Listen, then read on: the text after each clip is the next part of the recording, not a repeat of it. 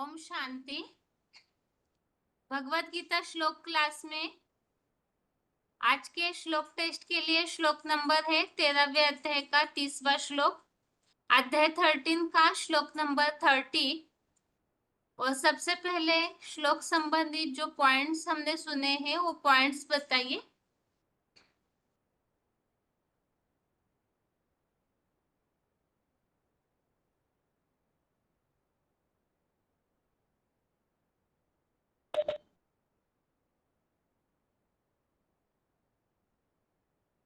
Phone unmute है। 26,313 नयागढ़।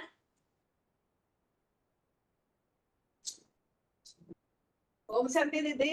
ओम शांति।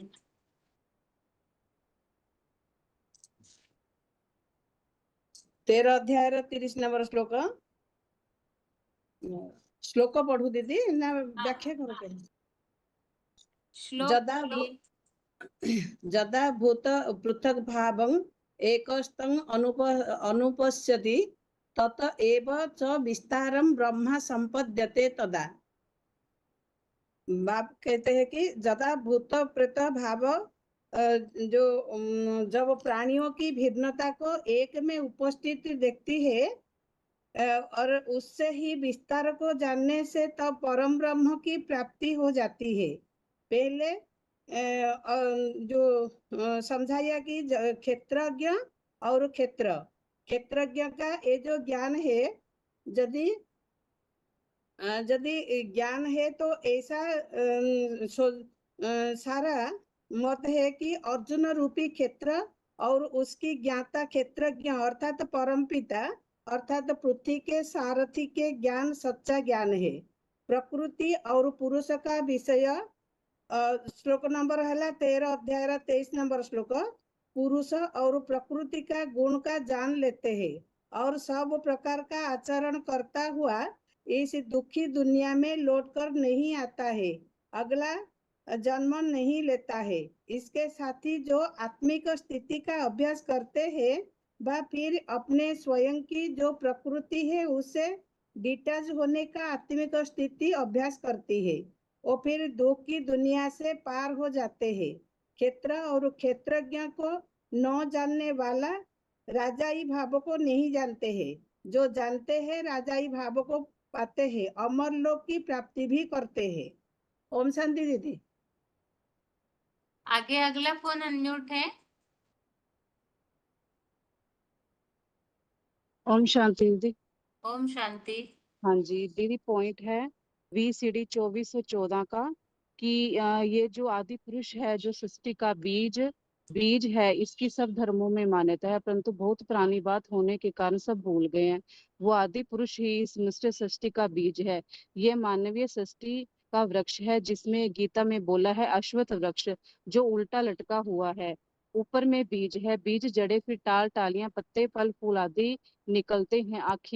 आखिरी वो बीज उस वृक्ष में जन्म मरण के चक्कर में आने वाली आत्माओं के बीच में परमात्मा है, जिसमें गीता में कहा है परमात्मा इति उदाहरत। वो बीज ऐसा पुरुषार्थ करता है कि अपने तन मन की बाजी लगाकर सब कुछ ईश्वर के ऊपर अर्पण कर देता है, जो कि कहा जाता है दाना खाक मिलकर कूले गुलजार हो जाता है। दाना माने बीज, नंबर वार तो होते ही हैं।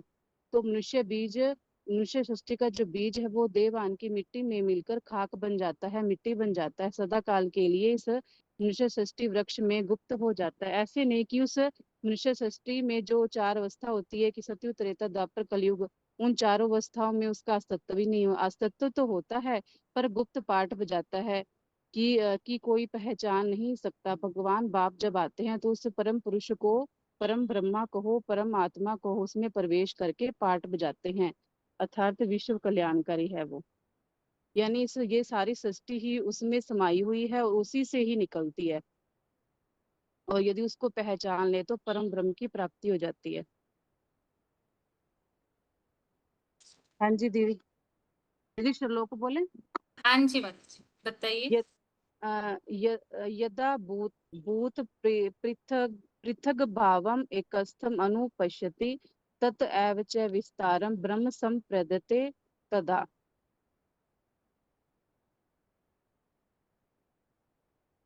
ठीक है ठीक है मतलब। हाँ हाँ जी। हम-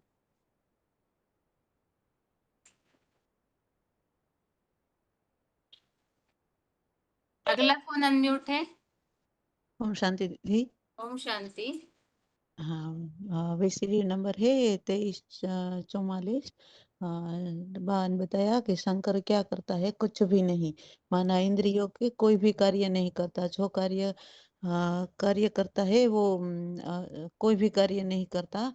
तो शिव कोई कार्य नहीं करता, अकर्ता है।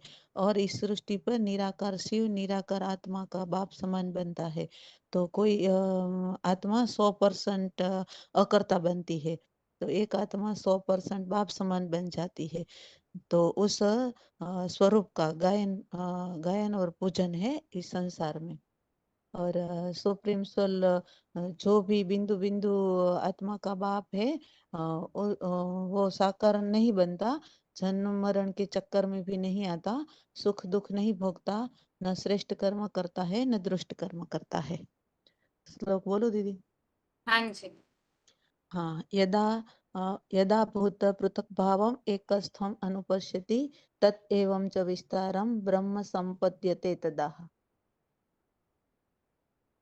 ठीक है माता जी, यहाँ आपने अगर 19वें श्लोक से श्लोक पढ़े हैं तो यहाँ विशेष किस बात पर समझाया जा रहा है? यहाँ मूल टॉपिक कौन सा है जो ये सारी बातें भगवान अर्जुन को समझा रहे हैं? वो पुरुष और प्रकृति के बारे में सब प्रकार से जो जान लेता है वो दुख की दुनिया में नहीं आता। तो आत्मिक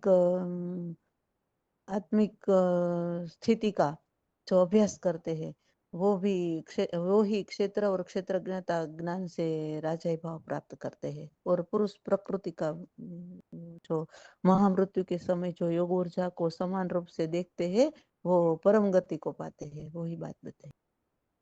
ठीक है आगे अगला फोन अनम्यूट है। हेलो। ओम शांति। ओम शांति बहन जी। 25407 roll number Begumpet Hyderabad. VCD number 2214 है। समूचे विश्व की हर प्रकार से समर्पित परब्रह्म और धर्मों में सृष्टि के आदि पुरुष एडम आदम, जैनियों का आदिनाथ, हिंदुओं में आदि देव, इस सृष्टि के आदि पुरुष को सभी धर्मों में मान्यता है।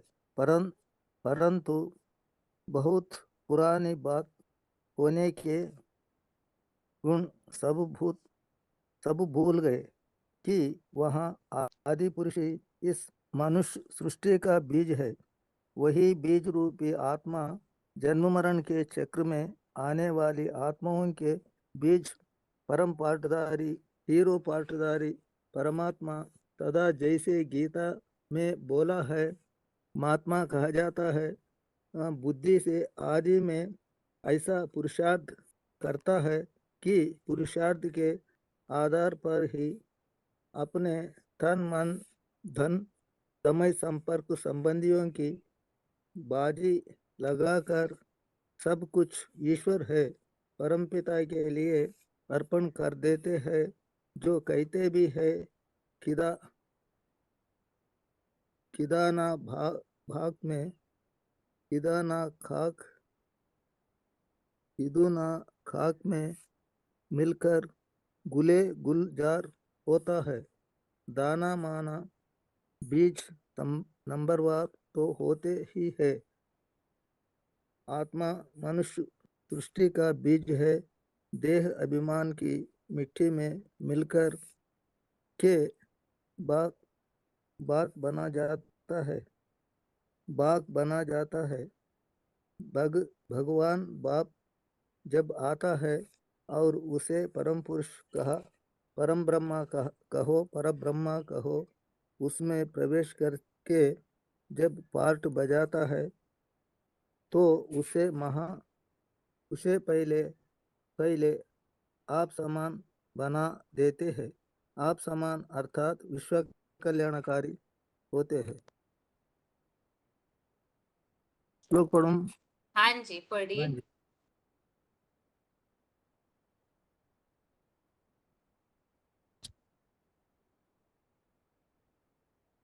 यथाभूत पृथग्भावम् एवस्तम् अनुपश्यति तत एव च विस्तारं ब्रह्म संपद्यते तदा। जब प्राणियों की पढ़ना माता जी, टीका पढ़ना। हाँ जी पढ़िए। जब प्राणियों की आकृति में भिन्नता को सृष्टि के एक बीज आदम में उपस्थित विराट पुरुष को देखता है और उनसे ही सृष्टि के आने अनेक धर्मों के विस्तार को जानता है, तब उसे समूच विश्व की हर प्रकार के समर्पित ऊर्ध्वमुखी साक्षात परब्रह्म की प्राप्ति हो जाती है। ठीक। यदा यदा और एक श्लोक पढ़ो बहन जी। पढ़िए। यत् ज्ञात्वा न पुनर्मोहम् एवं यास्यसि पांडव येन भूतान्य शेषण प्रत्यक्षेषण द्रक्षसात्मन्यतो मयि। ठीक। यो मां पश्यति सर्वत्र सर्वच सर्वञ्च मयि पश्यति अस्याहं न प्रणश्यामि तच मे न प्रणश्यति पश्यामि।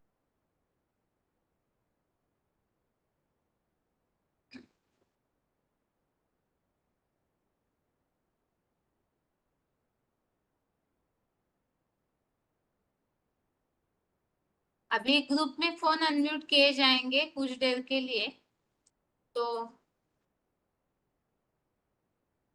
इसमें जो 13वां अध्याय पूरा हमने समझा है, अभी तक जहां तक भी समझा है उस संबंधित प्रश्न।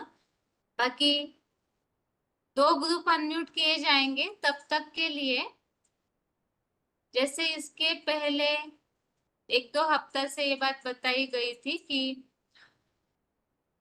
13वें अध्याय के अनुसार हमें परम पिता के साकार रथ का परिचय देना है, तो आप किस तरह से समझाएंगे? आपने जो समझा है, अगर टॉपिक रेडी किया हुआ है तो अच्छी बात है, बाकी न भी किया हो तो जो बातें समझी है किताब बंद करके आपको जितना याद है आपको उतना ही बताना है। अभी नहीं, पहले तो ग्रुप में फोन अनम्यूट किए जा रहे हैं, तो जो प्रश्न अभी श्लोक संबंधित पूछे जाएंगे उस अनुसार उत्तर बताइए। इसके बाद 2 ग्रुप के प्रश्न होने के बाद फिर टॉपिक। तो जैसे 11वें अध्याय में भी हमने विराट रूप के बारे में समझा है, तो अगर निरीक्षण किया जाए तो जो 13वें अध्याय का 30वां श्लोक है, श्लोक नंबर 30 है, इसी की तरह ही 11वें अध्याय का 7वां और 13वां श्लोक है, जिसमें विराट रूप के द्वारा ये बताया जा रहा है कि एक में ही ये सारा सृष्टि वृक्ष जो है वो समाया हुआ है। अभी तो पहले 13वें अध्याय संबंधित प्रश्नों के लिए फोन अनम्यूट किए जा रहे हैं। सबसे पहले तो जो डायल नंबर से जुड़े हुए हैं वो ध्यान दीजिए अपने फोन पे। रोल नंबर बताइए जिनका भी फोन अनम्यूट हो रहा है। ओम शांति दीदी। रोल नंबर बताइए माता जी। 22486। कहाँ से बात कर रहे हैं माता जी आप? रोहतक मधुबन से। ठीक है, आगे अगला फोन अनम्यूट है। माता जी 13वां अध्याय पढ़ा है आपने? हाँ हाँ दीदी 13वां अध्याय उनके बाद। ठीक है, बताइए रोल नंबर। अगला फोन अनम्यूट है। 13,170।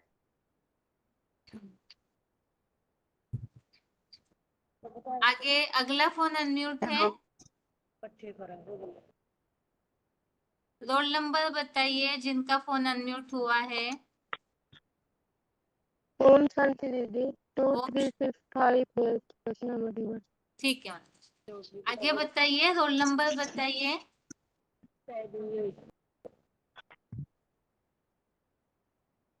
ध्यान दीजिए अपने फोन पे, रोल नंबर बताइए। ओम शांति बहन जी 9733 सासठ।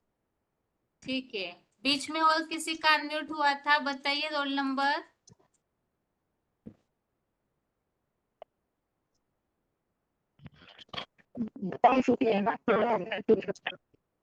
क्या बता रहे माता जी?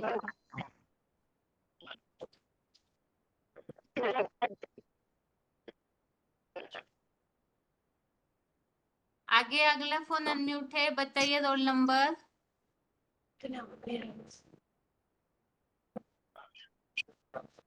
हेलो। आगे अगला फोन अनम्यूट है, रोल नंबर बताइए। 29-0-46 सीतामढ़ी मधुबन।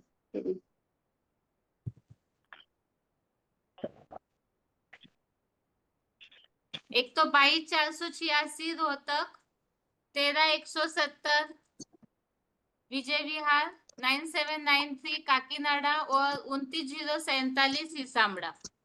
इसके अलावा और कोई हाँ दीदी। सतना के माता जी 23-658, मेरे 27 था दीदी, 27 27-486। हाँ दीदी। ठीक है माता जी।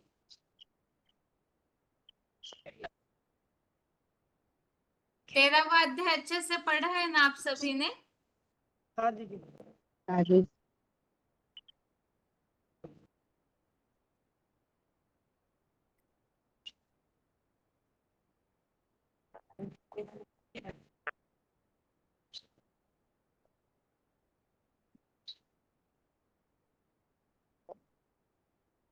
मुरलियों में ऐसी बात आती है, जैसे कल संगठन का ऑडियो तो सभी ने सुना होगा ही। कल के संगठन के ऑडियो में बाबा ने खास क्या पुरुषार्थ बताया है, बताइए।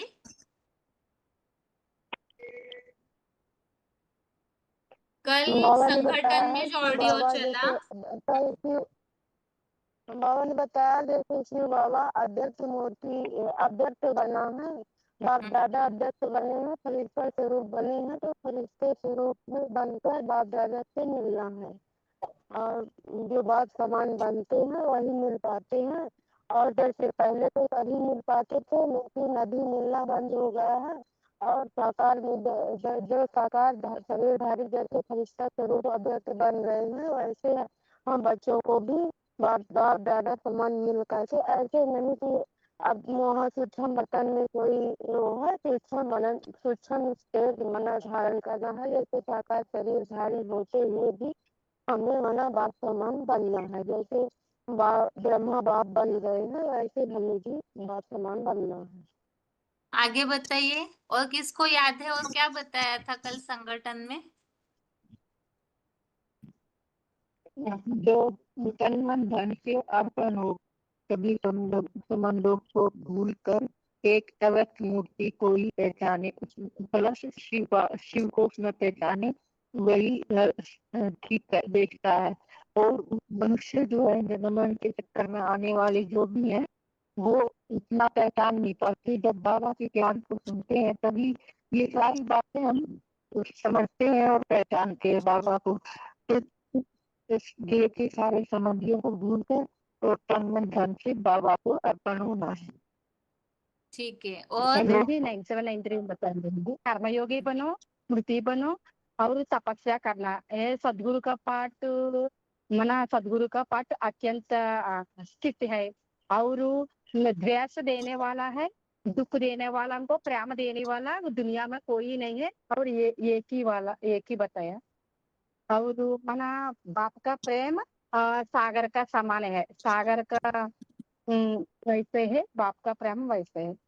अंत में सबको पता चलेगा, सब सहारे टूट जाएंगे हाँ और जी। सबको एक महसूस होगा हाँ जी। कि सच्चा मीत हाँ एक शिव बाबा ही हाँ है। जी।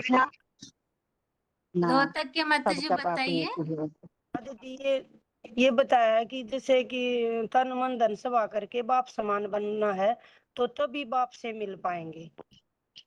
ठीक है। और हाँ, ये सारे पॉइंट में मुख्य बात क्या नजर आती है जो बाबा ने गीता में पुरुषार्थ बताया है? ये तो ये बताया दीदी, जैसे ये पीछे की बतानी है। सारी ये बताया है ना भगवान का ज्ञान बताए, वो सच्ची ज्ञान है, कोई नहीं दिया है दुनिया में ऐसे।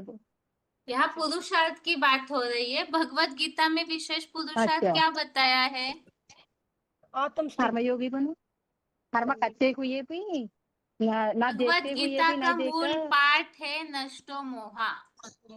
सही कहा हाँ लास्ट। हाँ, इस अच्छा, नष्ट नष्टो मोहा महापुरुष के नष्टो। लिए कल की मुरली में क्या शब्द आया है, क्या बनने के लिए बताया बाबा ने?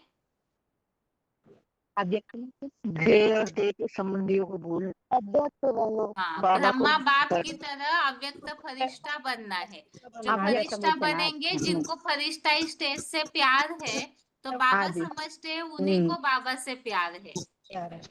बाप से प्यार अर्थात बाप समान बनने से प्यार, बाप समान स्थिति से हम्म। प्यार होना चाहिए। ठीक है, अभी मतलब माँ का इसी प्यार देखने में आता है, बाप का प्यार देखने में नहीं आता है, इसके लिए।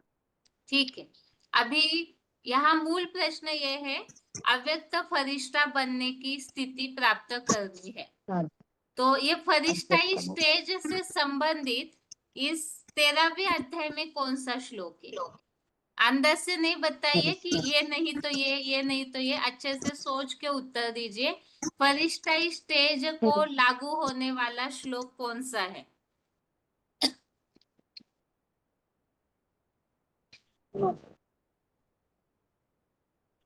फरिश्ता स्टेज को लागू होने वाला श्लोक 13 में बहन जी, 13 में क्लास।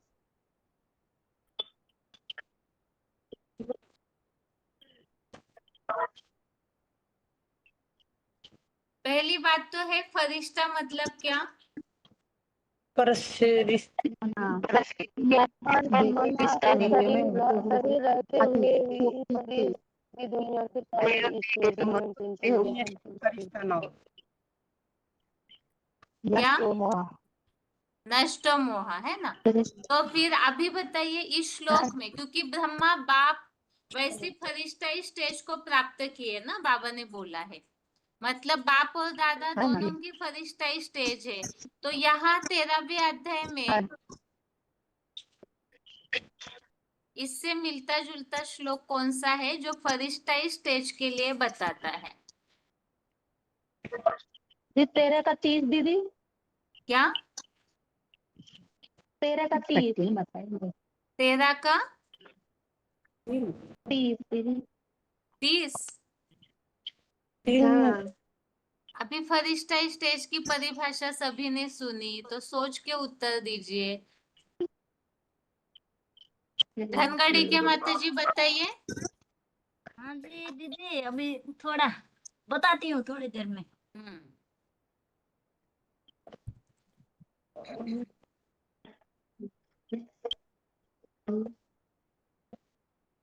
16743 बताइए माता जी, अगर उत्तर ढूंढा है तो।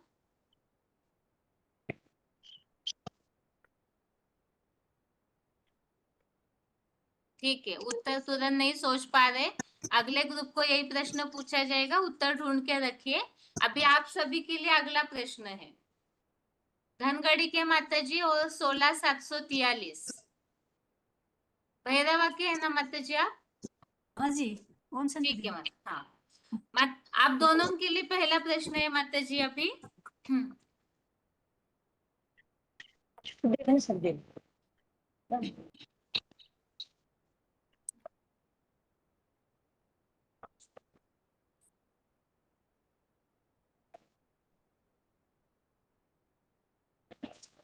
बाबा नारायण की जो शब्द की परिभाषा है वो क्या बताते हैं?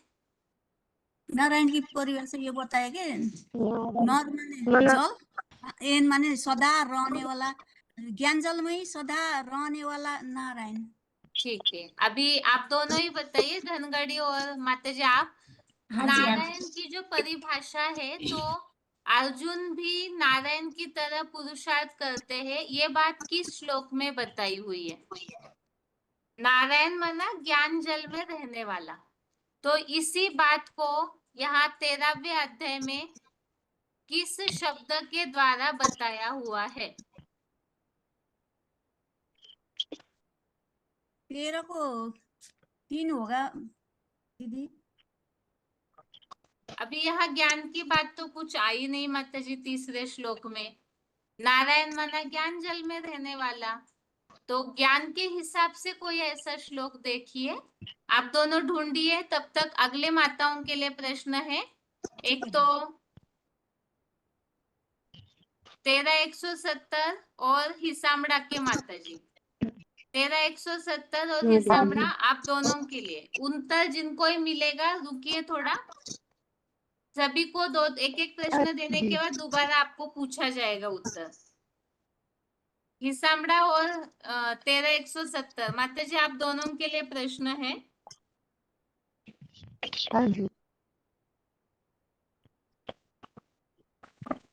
जिन जिन श्लोकों में निराकार का परिचय दिया हुआ है वो श्लोक देख करके बताइए। जिन जिन श्लोकों में निराकार के बारे में समझाया हुआ है उन श्लोकों को देख करके नंबर नोट करके रखिए, फिर आपको जब पूछा जाएगा तब बताइए। और रोहतक और सतना, रोहतक और सतना आप दोनों माताओं के लिए प्रश्न है माता जी।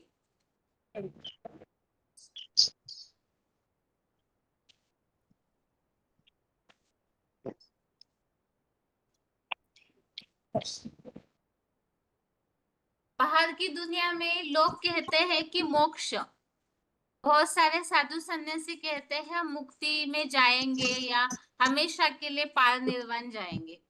तो ये बात सत्य हो सकती है या नहीं, इस बात को 13वें अध्याय के अनुसार समझाना है। मोक्ष या मुक्ति की प्राप्ति के लिए साधु सन्यासी बहुत ऐसे लोग हैं जो मेहनत करते हैं, तो उन्हें आपको समझाना होगा कि ये हो सकता है या नहीं। अगर होता है तो रास्ता बताइए, नहीं होता है तो मोक्ष क्यों नहीं मिल सकता हमेशा के लिए, इसे भी समझाइए।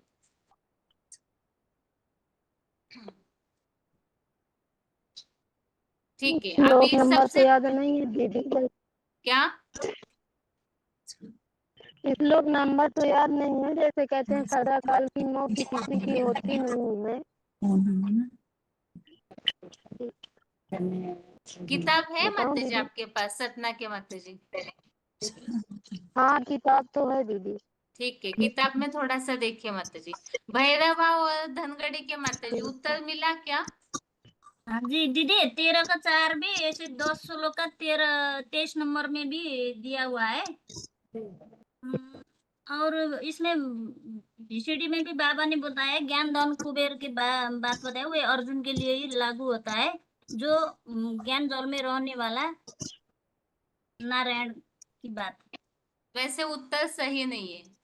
आपको मिला क्या भैरवा के माता जी? दीदी अभी तक नहीं मिल रहा है। अच्छा ठीक है, आगे 13-170 माता जी प्रश्न जो पूछा था बताइए। हाँ जी काकीनाडा की अभी माता जी अगर ढूंढ ही आपको रहे हैं। इसमें से कोई भी उत्तर मिला तो बताइए। क्या सब इंद्रियों को अच्छा ठीक है। क्या बोल रहे हैं माता जी? किसी को कोई भी प्रश्न का उत्तर नहीं मिला।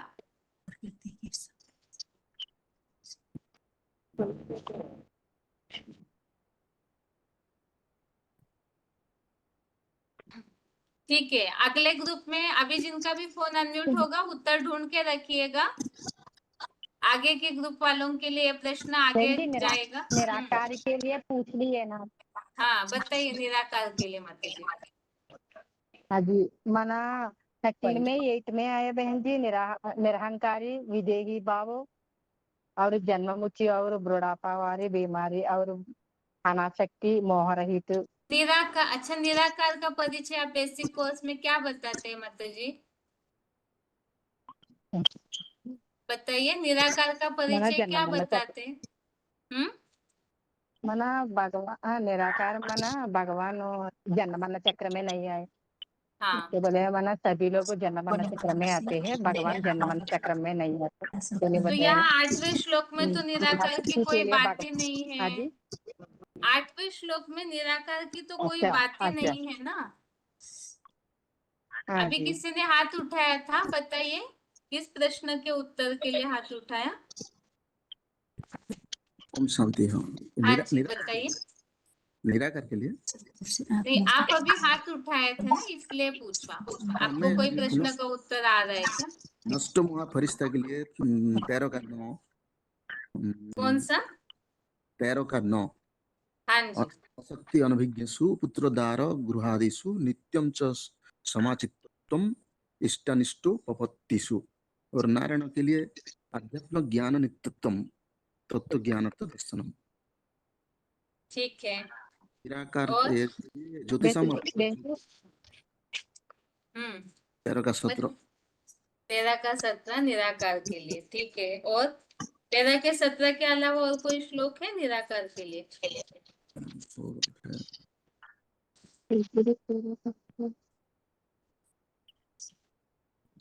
विष्णु के लिए 16 में आया बहन जी।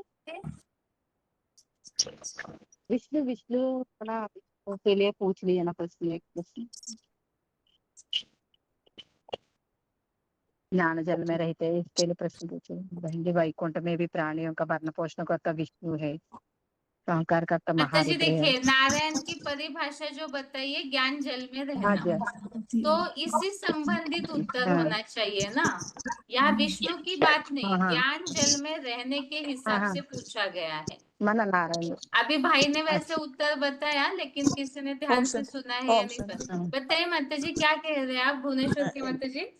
निराकार के लिए बहन जी 13 का 15 वही अंतस्य भूतानाम अचम में बच सूक्ष्म तत्अभिज्ञान दूरस्थम चांति। दूर में रहते हुए भी वो निकट है, मतलब निराकार के लिए बताइए ना, अति सूक्ष्म है, अति सूक्ष्म है। 14 में भी है। ठीक है, निराकार का परिचय वैसे 14 में भी है और 15 में भी है और 17 में हाँ भी। जी। सदाकार ठीक। निराकार सेज वाला है, अनासक्ति होता है, प्राणियों को ठीक पोषण है, करता ठीक है माता जी। ठीक है, अभी आप लोगों को जो प्रश्न पूछा था उसका उत्तर देखिए। वैसे भाई ने एक्यूरेट बताया उत्तर। एक तो पूछा था जो कल के संगठन की मुरली में बाबा ने जो बात बोली है कि फरिश्ताई स्टेज से प्यार होना चाहिए, तो ब्रह्मा बाप हाँ। फरिश्ता बने, इसके लिए गीता में कौन सा श्लोक है?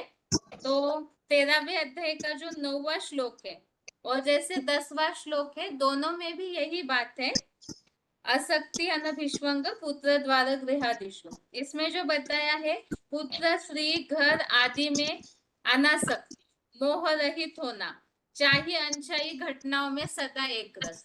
तो फरिश्ता अर्थात हर बात से, इस दुनिया की जो भी बातें हैं उससे उसकी स्थिति ऊपर उठी हुई होगी। तो बाप जो है वैसी स्थिति धारण करते हैं। मनुष्य सृष्टि का जो बाप है वो तो अव्वल नंबर फरिश्ता है, क्योंकि शंकर को हिंदुओं में भी और बाकी धर्मों में भी फरिश्ता के रूप में ही देखा जाता है, वो इस दुनिया में होते हुए भी नहीं है।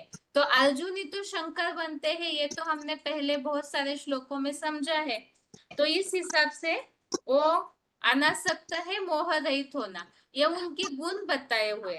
ऐसे ही 10वें श्लोक में भी बताया है, अनन्य संबंध से मेरे में अव्यभिचारी भक्ति भावना वाला एकांत देश में रहना और मनुष्यों की भीड़ भाड़ में अरुचि।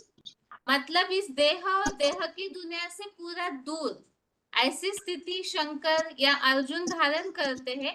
तो फरिश्ताई स्टेज, तो बाप समान बनना अर्थात ऐसी स्टेज से प्यार, जो बाबा ने बोला है कि फरिश्ताई स्टेज अगर नहीं बनी है तो बाबा से आगे चल के मिल भी नहीं पाएंगे। तो ये पुरुषार्थ इस श्लोक में भी बताया हुआ है सभी के लिए, कि बाप ने जैसी स्थिति धारण की वैसे बच्चों को भी धारण करनी है। और इसके अलावा ये पूछा था कि नारायण वाली आत्मा जो है, अर्जुन को लक्ष्य दिया है गीता में नारायण बनना, तो अर्जुन नारायण बनते हैं, इसके लिए उनका पुरुषार्थ कैसा होगा? तो जिसके लिए जो श्लोक बताया हुआ है, अध्यात्म ज्ञान नित्यत्व तत्व ज्ञानार्थ दर्शनम, 13वें अध्याय का 11वां श्लोक है, 11 नंबर, जिसमें बताया है अध्यात्म चिंतन में सदा लगे रहना।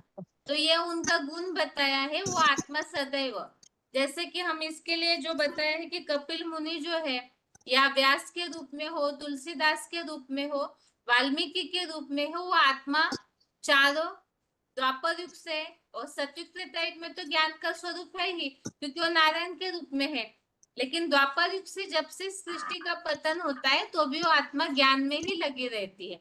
तो आध्यात्म चिंतन में सदा लगे रहना, इसे गीता में बताया है। जो मूल्यों में बाबा बताते हैं, नारायण माना ज्ञान जल में रहने वाला।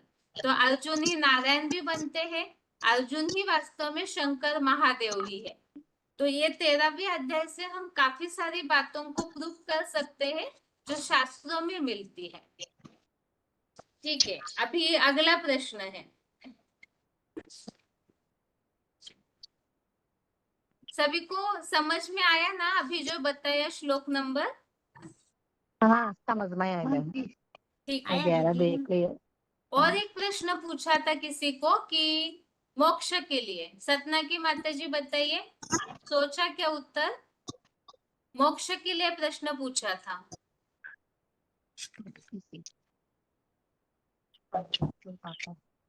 नहीं सोच पाए। ठीक है, और किसी को अनम्यूट करके देखते हैं, अगर किसी को आ रहा होगा तो बताइए। आगरा के माता जी, हेलो। मोक्ष मिलता है या नहीं हमेशा के लिए? 13वें अध्याय में कोई श्लोक है जिसके द्वारा हम इस बात को स्पष्ट कर सकते हैं? मतलब दीदी 13 के 23 में भी आया है ना कि द्वैतवादी हिंसक दैत्यों में दुखी संसार में लौट कर अगला जन्म नहीं लेता है। 25 में और भी आया इसमें बहन भी जी, आया 25 में भी आया है दीदी कि हाँ वो मतलब बातों मतलब किंतु कुछ अन्य ऐसा न जानते हुए मतलब दो जो मतलब शिव बाबा से जो सम्मक नहीं सुनते हैं वो स्वर्ग में तो चले जाते हैं, लेकिन वो दूसरे तीसरे जन्मों में आते हैं। ये बात मृत्यु लोक को पार मतलब स्वर्ग में चले जाते हैं। दूसरी दूसरी बातों मतलब दूसरे दूसरे लोगों की बातों को सुनते हैं, वो लोगों के लिए आया है जो बीके वालों पर जाती है। ठीक है, आगे बताइए मानसा के माता जी।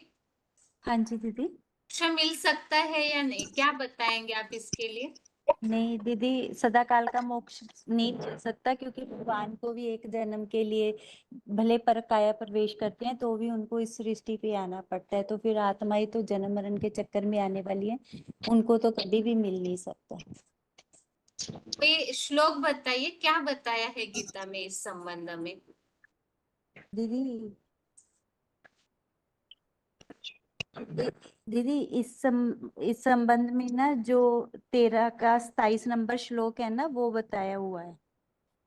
जो कल्पांतकालीन महामृत्यु को पाते हुए भी विभिन्न कृतियों और श्रेष्ठ निकृष्ट प्राणियों में समान भाव से समूची चतुर्युगी की रिहर्सल में बैठने वाला अविनाशी ईश्वर है। उसको अव्यक्त मूर्ति में जो देखता है वही सही देखता है, क्योंकि उसको भी एक जन्म के लिए दीदी आना ही पड़ता है, पर मुकर्रर रूप में। वैसे ये श्लोक यहाँ प्रसंग अलग हो जा रहा है।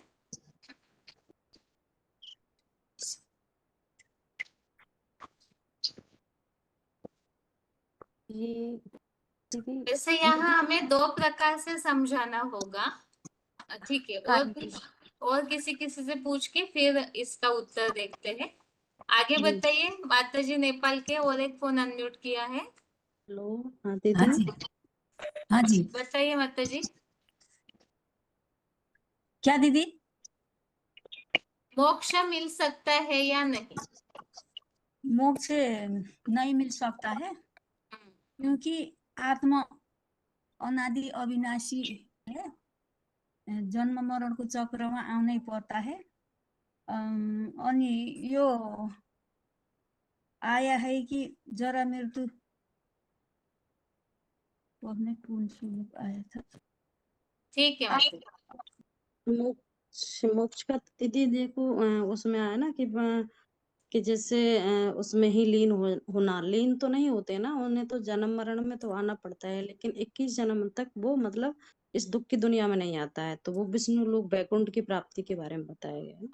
अभी ठीक है, दीदी यहाँ तक सही उत्तर बताया। ठीक है, हाँ बताइए माता जी।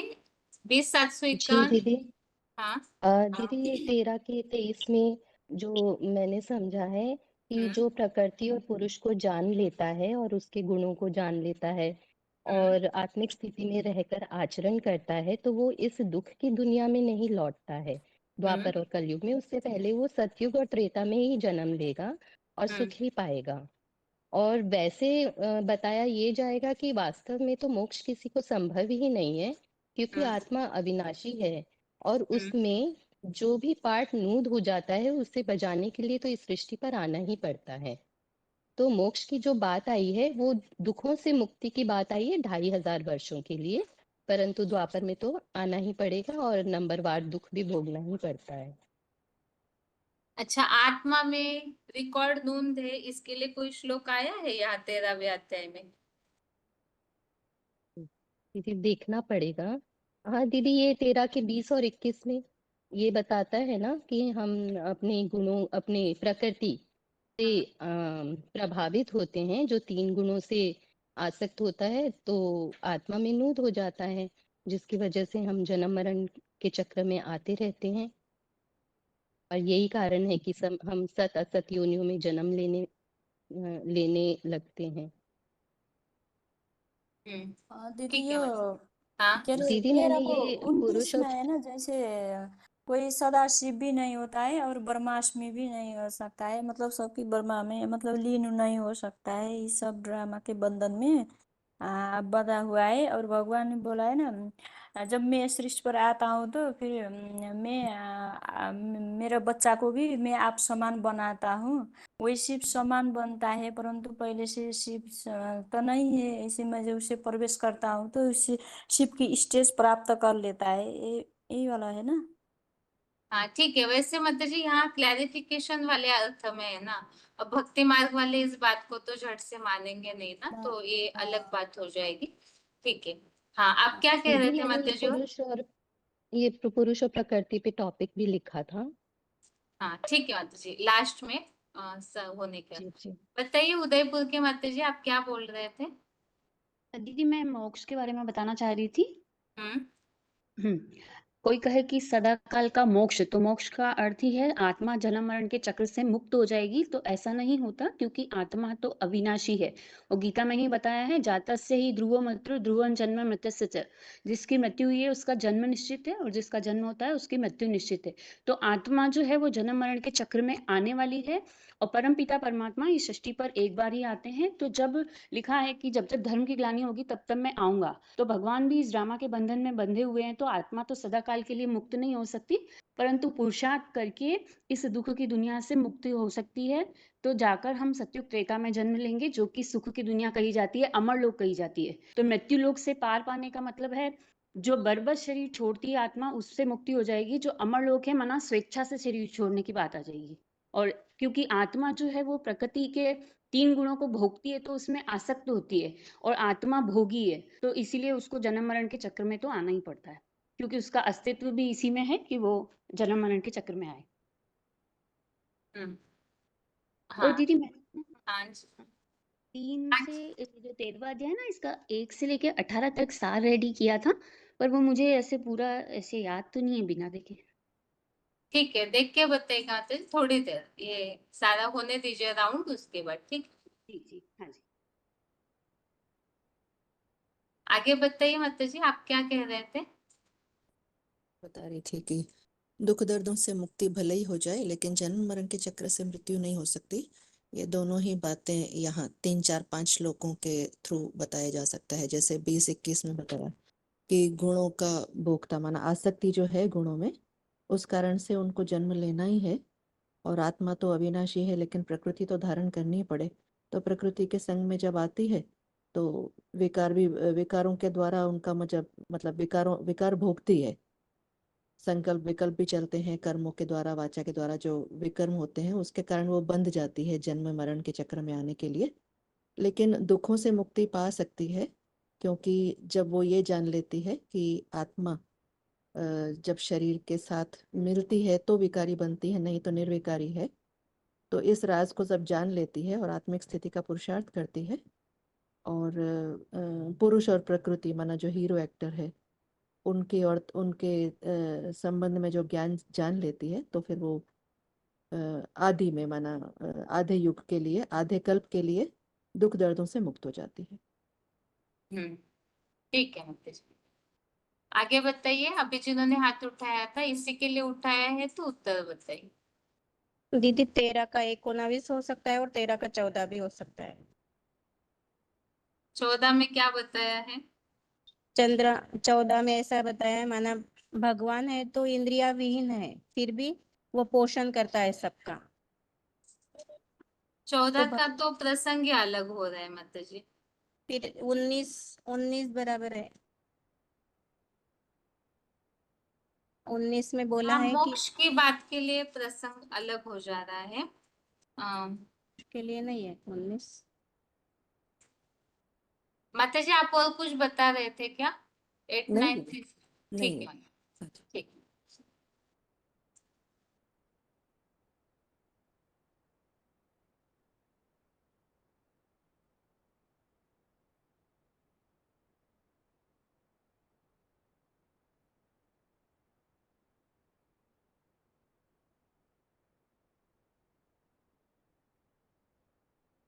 अभी यहाँ जैसे मोक्ष हमेशा के लिए नहीं मिलता है, इस प्रसंग में जो बात है, मोक्ष मतलब वास्तव में हमेशा के लिए मुक्ति, जिसे परम धाम में जाके बैठना कहा जाएगा, जो आत्मा बिल्कुल इस सृष्टि पर आए ही नहीं।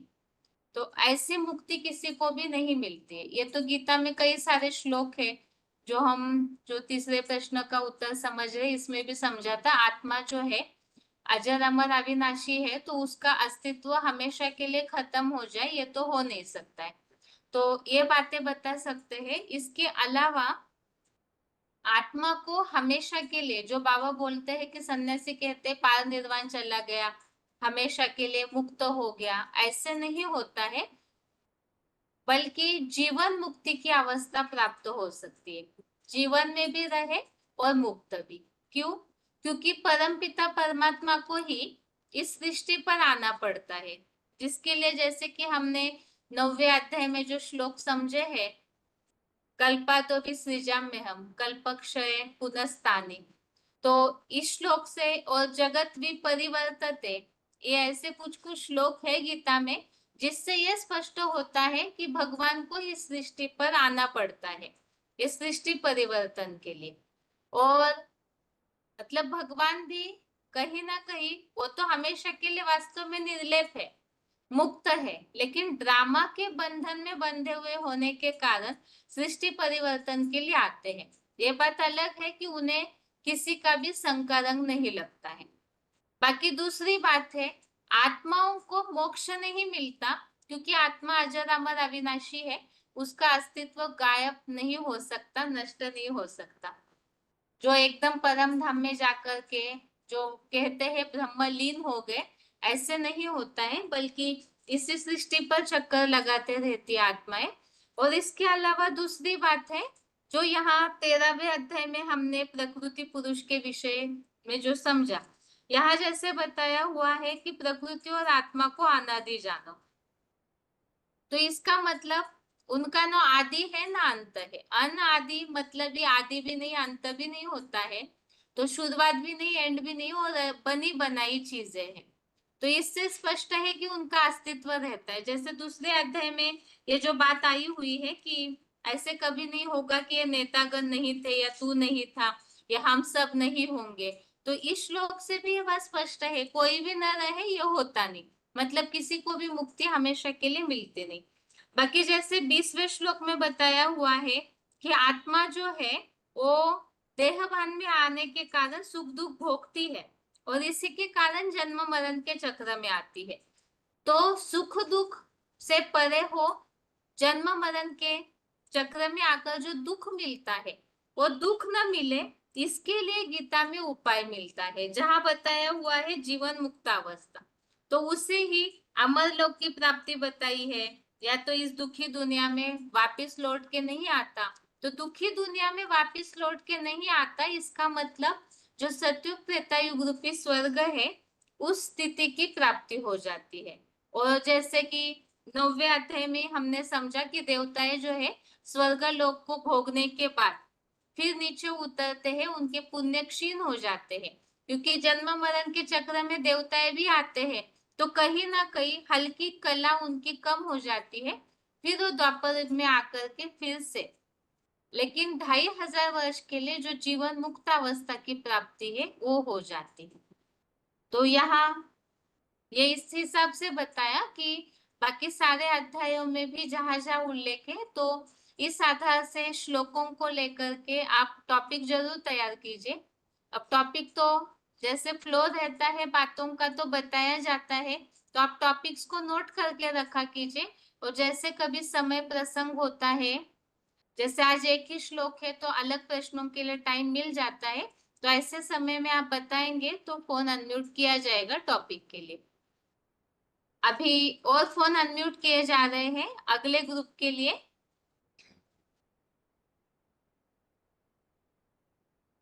रोल नंबर बताते जाइए जिनका भी फोन अनम्यूट होगा।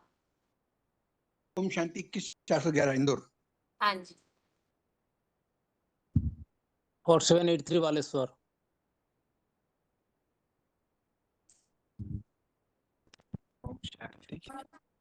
हाँ जी। मतलब बंद कर दबो। 24548। हाँ जी।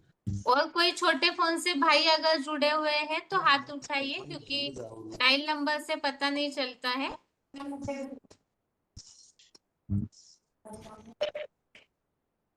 3657।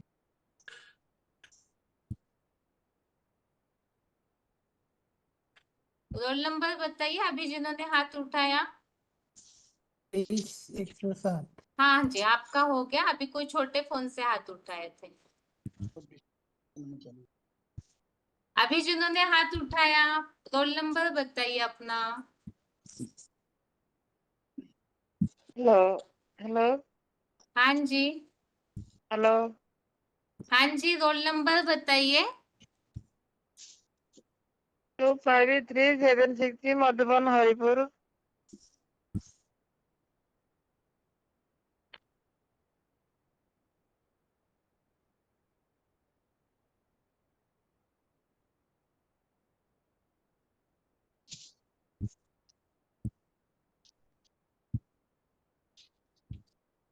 प्रश्न अभी ये है, जो 13वें अध्याय का 29वां श्लोक है ना, यहाँ जो बात बताई है बाबा ने कि सदा शिवोम या ब्रह्मास्मि कोई होता नहीं है, तो ये बात यहाँ इस श्लोक में किस हिसाब से समझाई गई है? जैसे दीदी जो साधु सन्यासी लोग जो हैं वो बोलते रहते हैं कि अहम ब्रह्मस्मि शिव अहम, तो जो कोई ब्रह्म वाक्य जनार्दन में इसी कोई काट्य बात थोड़ी बोलते हैं। वो सिर्फ भगवान के अलावा कोई बोल नहीं सकता है। जिस बात की कोई काट नहीं उसका क्लेरिफिकेशन उनके अलावा कोई दे नहीं सकता है। तो इसलिए जो ब्रह्मास्मि कोई नहीं हो सकता है। सदा शिव जो सदा कल्याणकारी शिव हम वाली बात है, वो कोई हो नहीं सकता। सब नीचे गिराने वाले हैं, कोई ऊपर उठाने वाला तो कोई है नहीं। तो वो भगवान का ही काम है। और तो मनुष्य गुरु या धर्म गुरु धर्म पिता ये कोई भी शिव हम नहीं हो सकते, ये झूठ बोलते हैं। हेलो। हाँ जी बताइए। हाँ, ये प्रकृते क्रियामाणानि गुणे कर्माणि सर्वस्व अहंकारे विमूढ़ात्मा कर्ताहं इति मन्यते।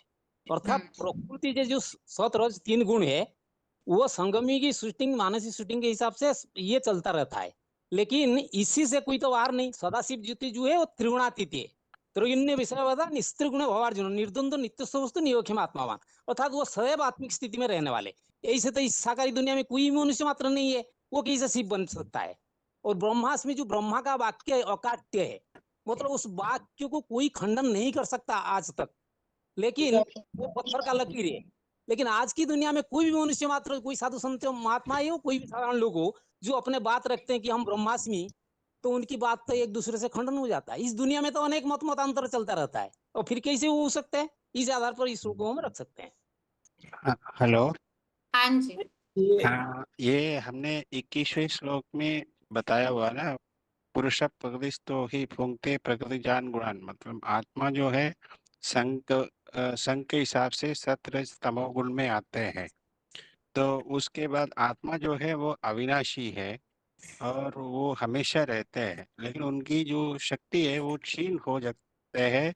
संघ के रंग में वो ऊपर भी उठते हैं नीचे भी आते हैं।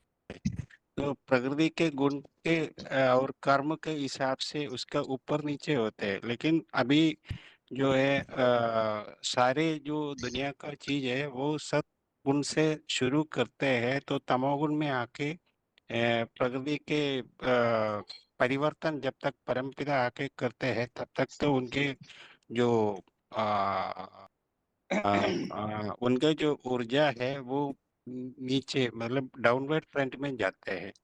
तो परमपिता जब आ जाते हैं तो वो उनके साथ उनके आत्मा को जान के वो अपने नॉलेज देते हैं, वो नॉलेज के हिसाब से जो सन्मुख नॉलेज सुनते हैं और आत्मा को जब ऊपर उठाते हैं तो वो प्रकृति को 23 तत्व के हिसाब से जानते हैं। वो आत्मा को ऊपर उठा के वो अपने आत्मा को ऊपर उठा के स्वर्ग लोक में जा सकते हैं। तो अगर कोई ये बताते हैं मैं आत्मा हूँ, मैं परमात्मा हूँ, परमात्मा सर्वव्यापी है, आत्मा सो परमात्मा, ये कहने से ये तो जो भगवान जो नॉलेज देते हैं वो किसी को लेने का हकदार नहीं है। वो खुद को समझते हैं, देह को समझते हैं, आत्मा को तो समझते नहीं है, आत्मा को जानता नहीं है, तो नॉलेज लेने का मतलब ही नहीं है, तो वो विमुख हो जाते हैं। तो इसलिए इस श्लोक में बोलते हैं प्रकृति से कर्माणि क्रियमाणानि सर्वशः यह पश्यति तदात्मानं अकर्तारम्, मतलब जो आत्मा और परमात्मा का यथार्थ रीति में 23 तत्व को जो जानते हैं वो आत्मा जो है वो उसके लिए उस स्थान के लिए अवश्य पहुंच जाते हैं। यही कहते हैं, इसलिए कहते हैं इस श्लोक में। यदि आत्मा की जो विशेष खासियत है कि आत्मा जब तक जो शरीर धारण नहीं करती तब तक तो सतो प्रधान है, आत्मिक स्थिति वाली अकर्ता होती है। जब वो शरीर धारण करती है तो वो तीनों गुणों को भोगती है। और भगवान का जो पार्ट है वो सदा आत्मिक स्थिति का ही पार्ट है। वो उनका अपना कोई शरीर तो होता नहीं है, तो वो कभी भी तीनों गुणों को नहीं भोगते दीदी। तो इसलिए वो अकर्ता है और वो अभोक्ता है। हेलो दीदी, मैं बताता हूँ दीदी। हाँ जी। ये तो दुनिया में जितना आत्मा है सब क्षर है, एक है अक्षर, वो है परमपिता। तो ये जो अक्षर है वो सब इस 9 जो 29 श्लोक में जो बताया ना, प्रकृति एवं क्रियमाणानि क्रियमाण प्रकृति एवं कर्माणि क्रियमाणे सर्वस्व, जो प्रकृति के से सारे जो भी कार्य प्रकृति के 3 गुण के अनुसार होता है, परंतु वो तो गुणातीत है। तो वो जो भी आज दुनिया में कहते हैं हम ब्रह्मर्षि शिव हम जो भी कहते हैं वो तो सब 3 गुण में आने वाला है, वो क्षरित आत्मा है, तो वो कैसे हो सकते हैं? तो इसलिए उनके लिए वो ब्रह्मर्षि कोई कह न से कि ब्रह्माष्टमी व शिवम कहने वाला कोई नहीं है। ठीक जी। अभी अगला प्रश्न। क्लेरिफिकेशन में वो एक पॉइंट आया था लग रहा है बहन जी कि जैसे और जो धर्म पिताएं हैं वो अपना अपना धर्म स्थापन करते हैं, बाकी कोई राजाई स्थापन नहीं कर सकता, तो वो भगवान बाप ही जब आते हैं तो वो राजाई स्थापन करते हैं। इसीलिए वो लोग सदाशिव अहम या ब्रह्मास्मि नहीं हो सकते। राजा स्थापना की बात कैसे टैली की समझ में नहीं आया। सतीश का क्या संपर्क है? हाँ ठीक है, सॉरी, ठीक है। ठीक है, अभी अगला प्रश्न है यहाँ। मधुबन से फोन आया है, थोड़ा उठाऊंगा। हाँ जी हाँ जी। अभी प्रश्न ये है, यहाँ 13वें अध्याय में स्वर्ग की प्राप्ति के लिए जो जो बातें बताई हुई है, एक एक बात बताइए जिनका भी फोन अनम्यूट है। स्वर्ग में जाने का पुरुषार्थ करने के लिए हमें किन किन गुणों की धारणा या क्या क्या पुरुषार्थ करना चाहिए। 13वें अध्याय में काफी सारे श्लोकों में बातें आई हुई, एक एक करके बताइए, श्लोक नंबर बताइए और मूल बात बताइए। ज्यादा क्लैरिफिकेशन से बहुत समय जाता है। श्लोक नंबर 23 है। हाँ। ये व्यतीत तो पुरुषं प्रकृति च गुणेश सर्वथा वर्तमानोपि नशो भूयो अभिजायते। अर्थात जो रूपाधारी परम ब्रह्म है तथा स्त्री रूपा प्रकृति के साथ सत रज तम तीन गुणों एक विष्णु रूप को जान लेता है, तो वो फिर ही आत्मिक स्थिति में आचरण करता हुआ आत्मिक स्थिति में आचरण में लग जाता है, क्योंकि दैत्यवादी हिंसक दुखी दुनिया को उसको लौटकर नहीं आना चाहेगा। वो मतलब वो परमधाम की स्टेज को ना, ये वैकुंठ लोक को प्राप्ति करेगा। ठीक है, और बताइए। 13वें अध्याय के जो 15वें श्लोक में बोला है कि भगवान के नजदीक जाना, तो भगवान के नजदीक जाने का जो है जो परम ब्रह्म को जो है वो परम ब्रह्म को जानना, परम ब्रह्म जो कि भगवान का जो साकार प्रतिनिधित्व करता है, वो रूप जो महादेव शंकर का जो रूप है, उसको जानेंगे तो अपन स्वर्ग की प्राप्ति कर सकते हैं। और उसको जानने के लिए उसके जैसे गुण बनाना, जो कि कल का अपना पॉइंट आया था ना दीदी, कल की ऑडियो उसमें, कि वो जो अव्यक्त फरिश्ता रूप बनाना, मतलब देह के रिश्तों से, देह के संबंध और देह के पदार्थों से उपराम होना और वो फरिश्ता स्टेज बनाना। तो उसके लिए जो 13वां अध्याय का 9वां और 10वां श्लोक है, उन दोनों में बोला है कि वो जो अनन्य संबंध से वो सिर्फ उस परमपिता परमात्मा से ही योग लगाएंगे, तो और अव्याभिचारी उससे श्रद्धा पूर्वक उस योग लगाएंगे, तो फिर अपन स्वर्ग की प्राप्ति कर सकते हैं। और जो गीता का मूल भाव बताया, मूल लक्ष्य बताया कि नष्टो मोहा स्मृति लब्धा, तो नष्टो मोहा स्मृति लब्धा होंगे तो ही वो स्वर्ग की प्राप्ति होगी। दीदी पॉइंट पूरा हुआ। ये 28वें श्लोक में बताया हुआ ना 13 का, समम पश्यन् ही सर्वत्र समवस्थितमीश्वरं नहीं न सत्यात्मा आत्मानं ततो याति पराम गतिम। जो पुरुष मतलब आत्मा पुरुषार्थ अनुसार जो शरीर के अर्थ पे नहीं, आत्मा के अर्थ पे जो कर्म करता है, तो भगवान को समीप समान योग ऊर्जा से उपस्थित देखता है। मतलब अपने साथ में भगवान, अपने समान भगवान को देखता है, उनके याद से और योग से माँ का सद्गति हो सकता है, ऐसे सोचते हैं। ऐसे पुरुषार्थी अपने मन से पाप करते हुए आत्मा का खाद नहीं करता है, मतलब आत्मा को नीचे नहीं जाने देता है, ऊपर के गति में हमेशा उठाते रहते हैं। जिसके गीता के 6th श्लोक में 6th चैप्टर में बताया हुआ ना, 5वें श्लोक में, उत्थरेत आत्मनात्मानम आत्मानम अवसादयेत आत्मैव आत्मनो बंधु आत्मैव रिपुरात्मना। मतलब आत्मा का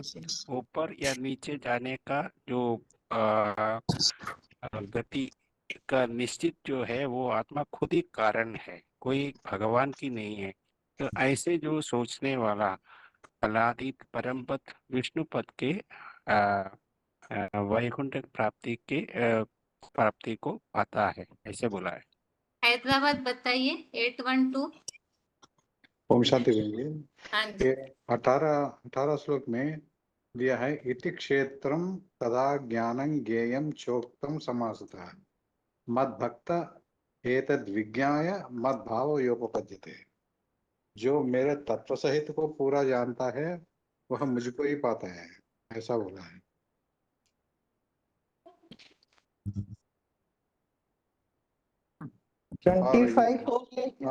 भक्ति मार्ग में भी है।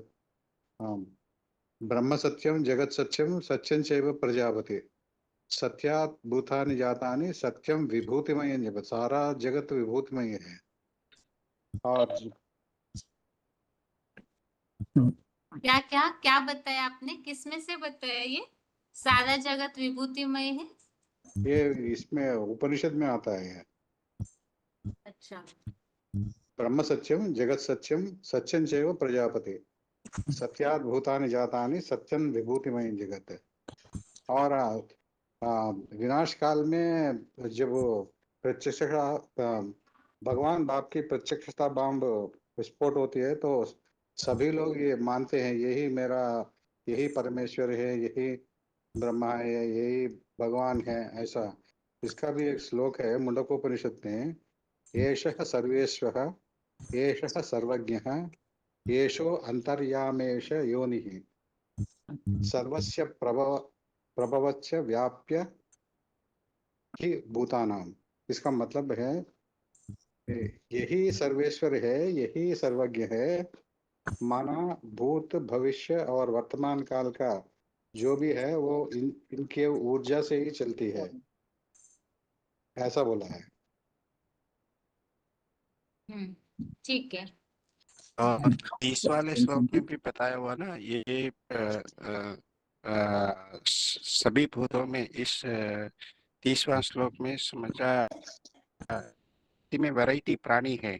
तो 15 अध्याय में समझाया है मनुष्य सृष्टि है एक वृक्ष की तरह है, इसमें पत्ते, टाइनियम, फूल सब कुछ है, जिसको उनको इनके सबके बीज को जानने से तो हम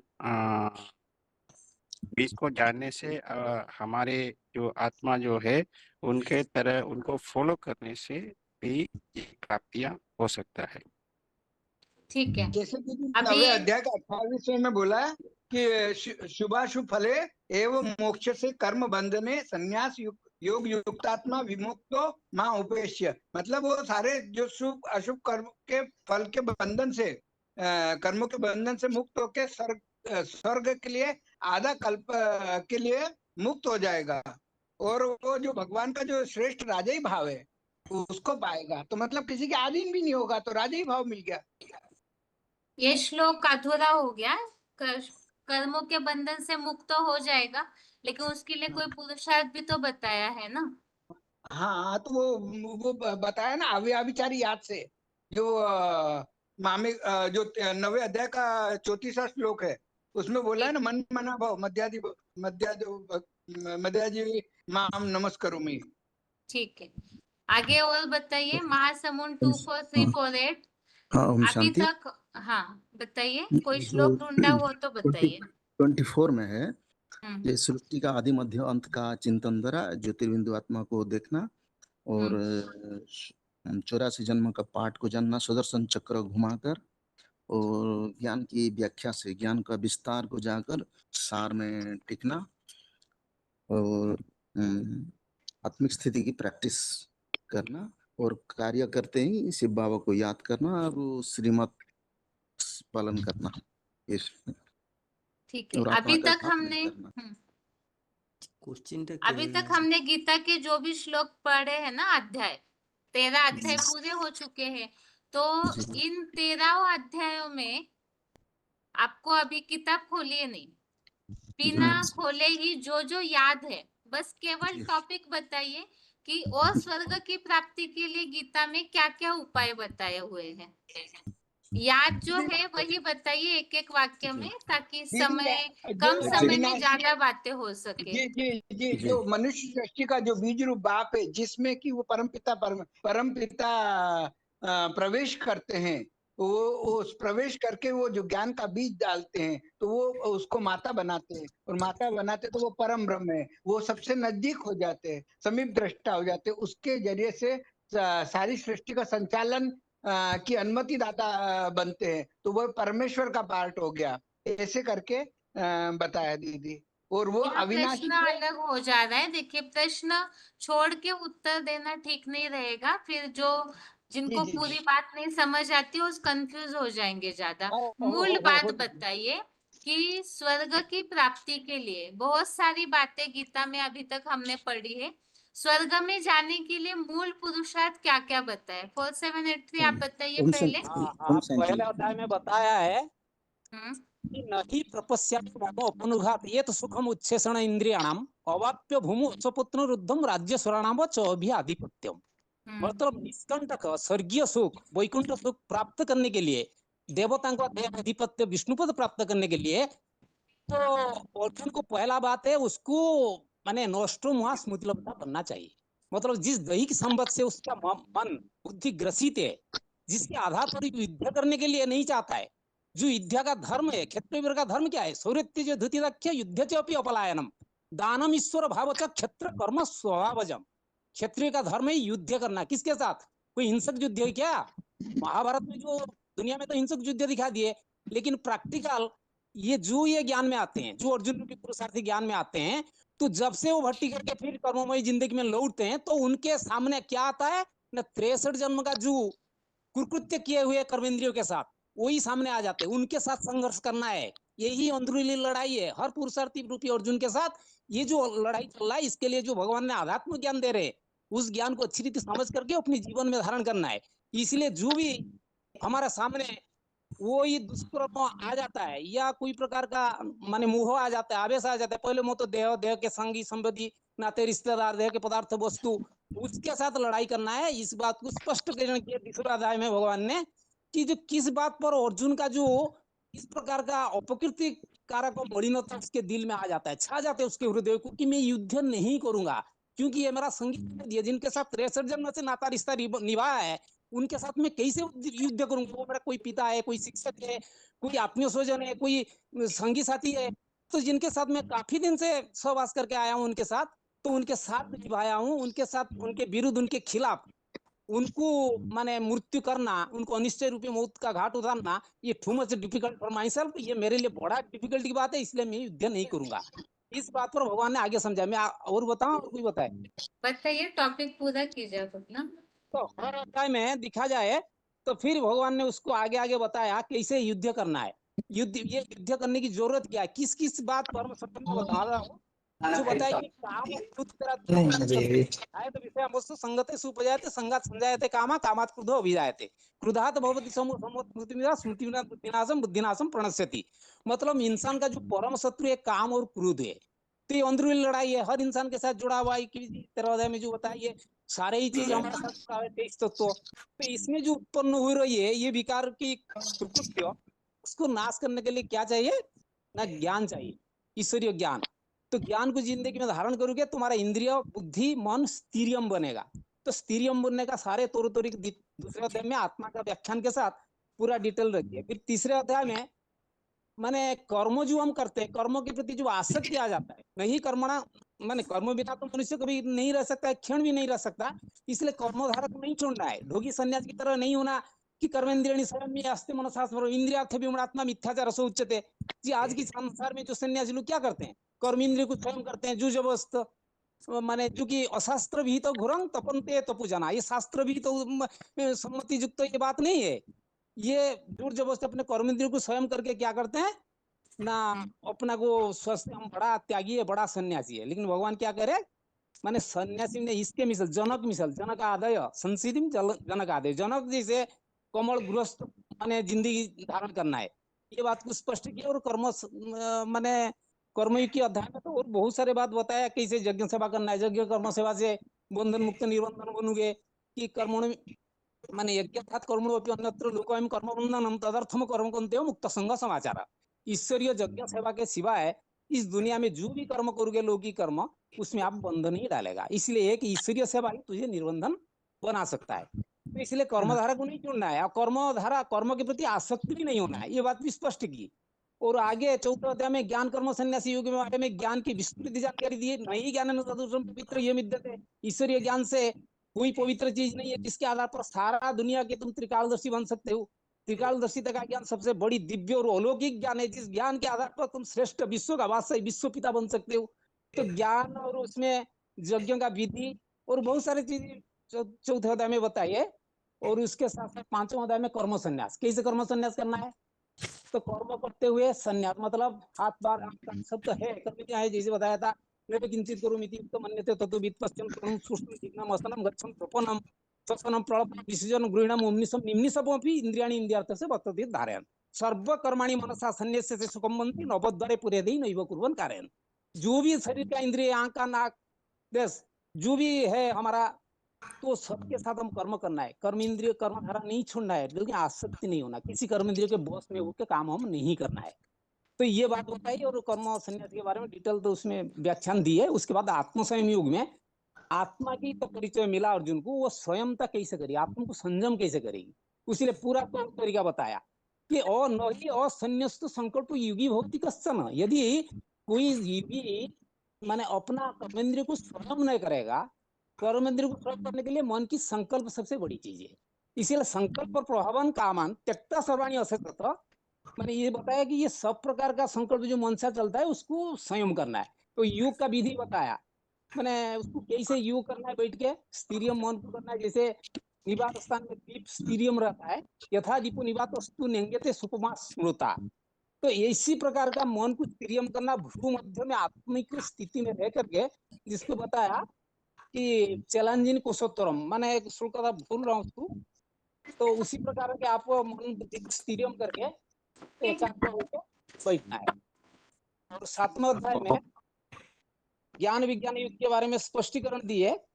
यहाँ वास्तव में ये ठीक है आप बता रहे, लेकिन बहुत ही ज्यादा टाइम होगा, लेकिन आप इस टॉपिक को है ना अगले टेस्ट में रेडी करके बताइएगा पूरा, सारे अध्यायों को आप जिस तरह बता रहे अच्छे से ही बता रहे, लेकिन अभी 9 भी बज रहे हैं ना, इसलिए अभी थोड़ा रुकिए।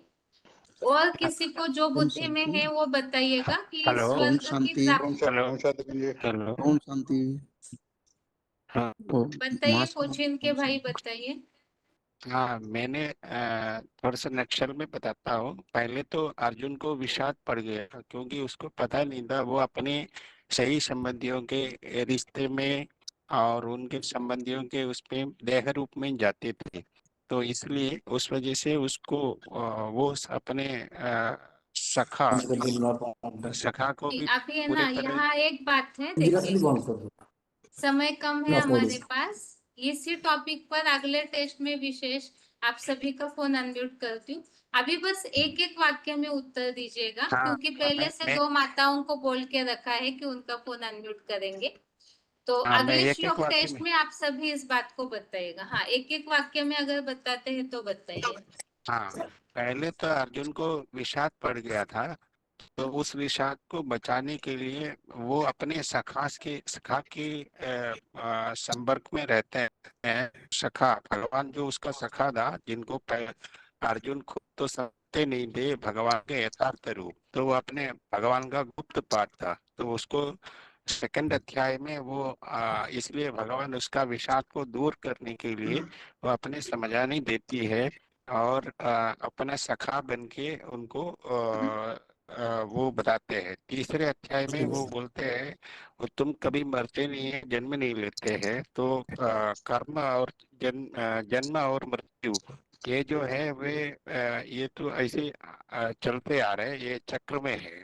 तो जन्म जो है आत्मा कभी मरते नहीं है, ये उनको समझाया है। तो कर्म से जन्म को दिव्य बनाने के लिए वो उनको कर्मयोग का पाठ पढ़ाते हैं।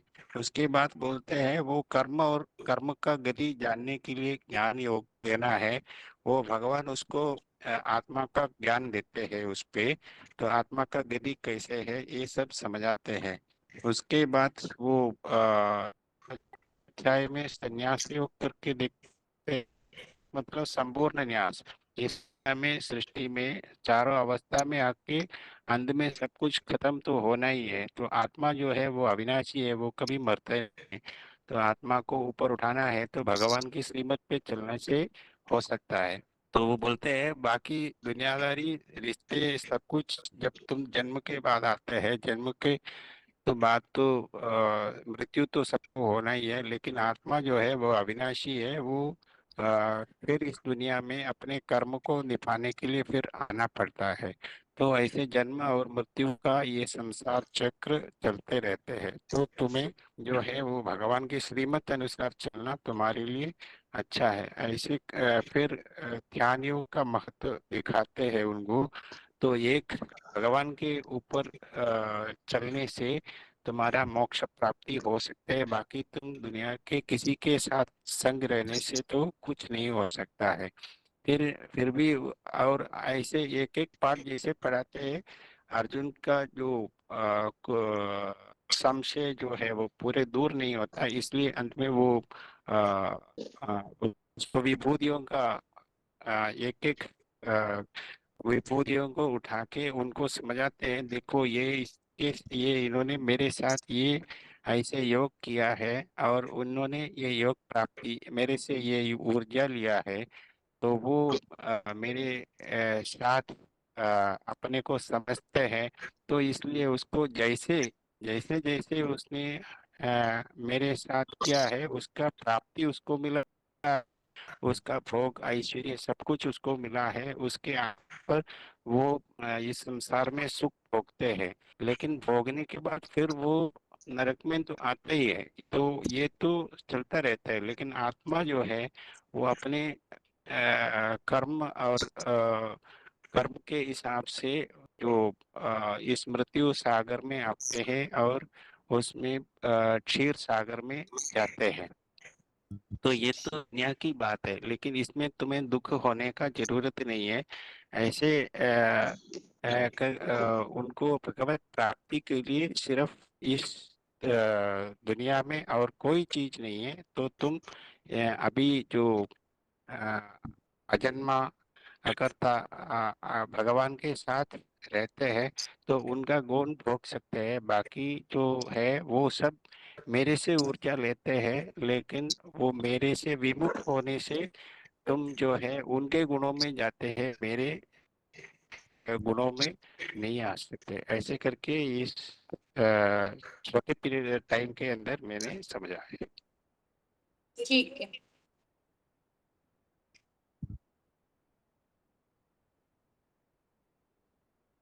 ठीक है, हाँ जी।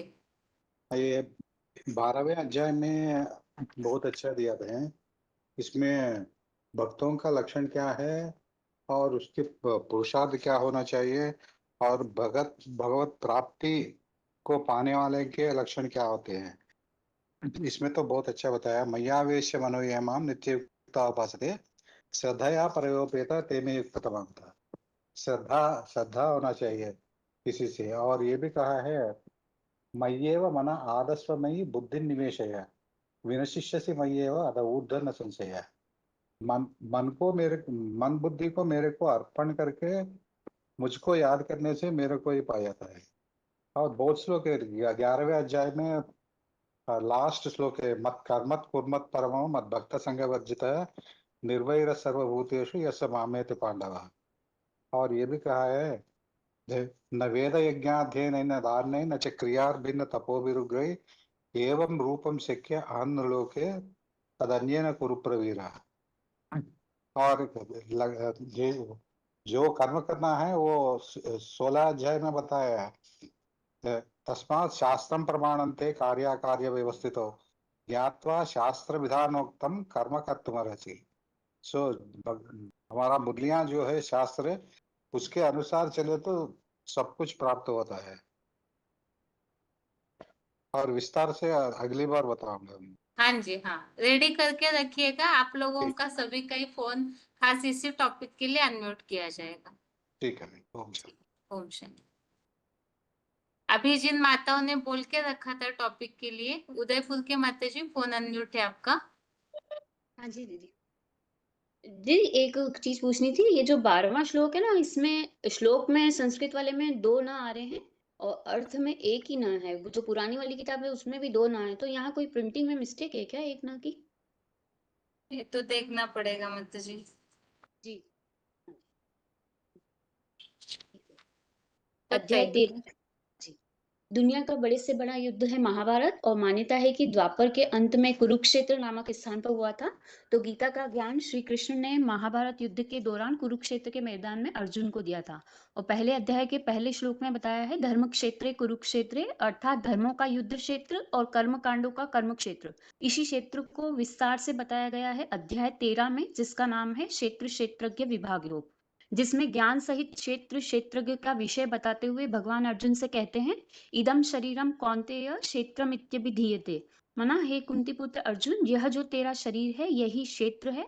इस क्षेत्र को जानने वाले को विद्वान क्षेत्रज्ञ अर्थात क्षेत्र का ज्ञाता ऐसे कहते हैं। और जो 9 का 11 है मानुषिम तनुम आश्रितम, इसके अनुसार निराकार परमपिता शिव उसी साकार का आधार लेकर दुनिया में सत्य और असत्य का युद्ध कराते हैं। इस शरीर के द्वारा धर्म युद्ध भी किया जाता है और श्रेष्ठ से श्रेष्ठ कर्म भी किया जाता है।